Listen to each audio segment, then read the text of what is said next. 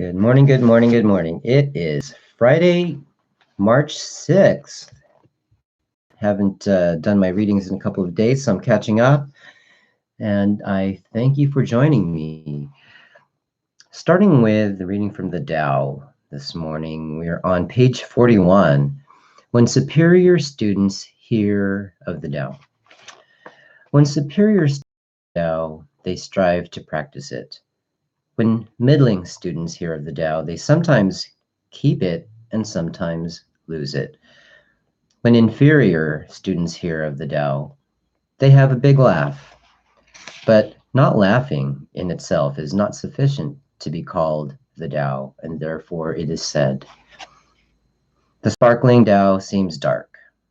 Advancing in the Tao seems like regression. Settling in the Tao seems rough.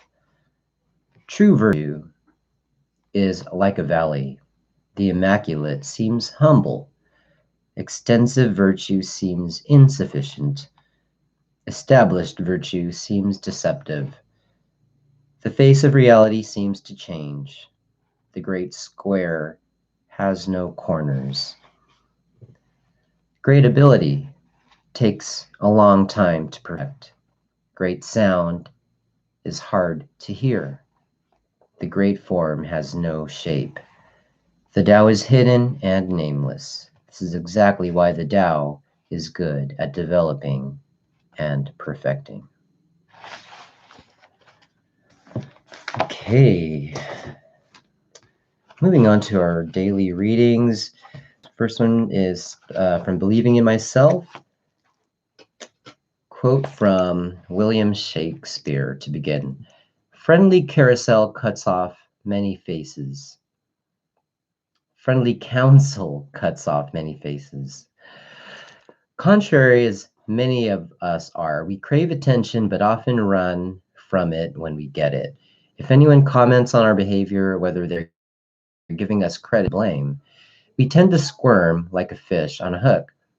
Our old, unrecovering selves are too tender, too touchy, too exquisitely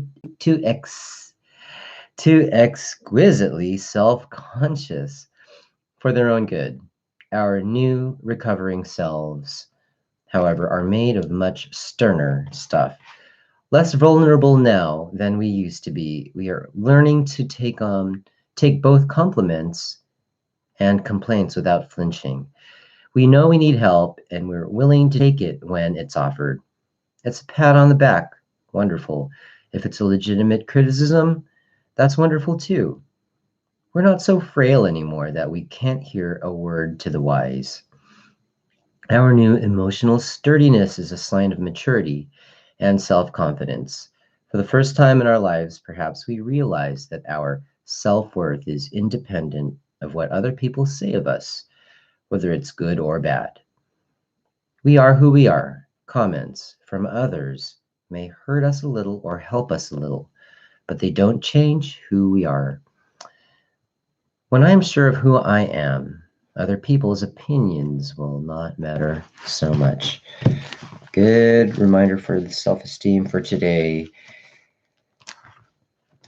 Yes. Okay, moving on to the language of letting go. This is our insight for codependent recovery. Today's reading on peace. Anxiety is often our first reaction to conflict, problems, or even our own fears. In those moments, detaching and getting peaceful may seem disloyal or apathetic. We think, if I really care, I'll worry.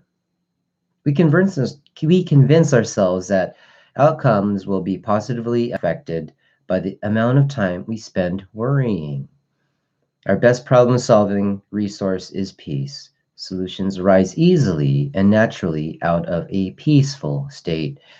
Often fear and anxiety block solutions. Anxiety gives power to the problem, not the solution. It doesn't help to harbor turmoil. It does not help. Peace is available if we choose it. In spite of chaos and unresolved problems around us, all is well. Things will work out. We can surround ourselves with the resources of the universe: water, earth, a sunset, a walk, a prayer, a friend. We can relax and let ourselves feel peace. Today, I'll let go of my need to stay in turmoil. I will cultivate peace and trust that timely solutions and goodness will arise naturally and harmoniously out of the wellspring of peace. I will consciously let go and let God. That's a good reminder in this tumultuous world to resolve to stay in a state of peace and allow the solutions to come in that. Okay, the last reading for today comes from Practicing the Course. And again, thank you for tuning in. Please subscribe to the channel and check out some of the other readings I've done in the past few days.